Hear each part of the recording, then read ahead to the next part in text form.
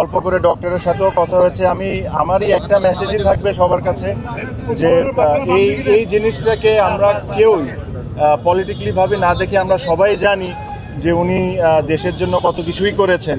উনি এখন অসুস্থ।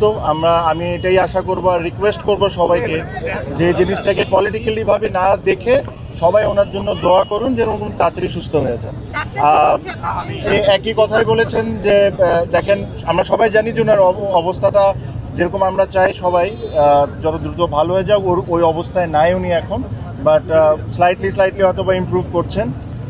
আমি নিজেও যখন অসুস্থ হয়েছিলাম ওনার পরিবারের সবাই আমাকে দেখতে এসেছিলেন। আমার যতটুকু কমফর্ট করা সম্ভব ওনার পরিবার থেকে আমাকে ওই সাহায্যটা ওনারা করেছিলেন। তো আমার কাছে মনে হয় যেটা আমার দায়িত্ব ছিল, প্লাস আমি অনেক দিন ধরেই চাচ্ছিলাম যে এসে ওনাকে একবার দেখে যাই। আপনারা জানেন যে দেখা হওয়াটা সম্ভব না বিকজ উনি সিসিওতে আছেন, বাট ওনার পরিবারের অনেকের সাথে দেখা হয়েছে। সো আমি আমার সালাম আর আমার উইশেস ওনাকে জানাই।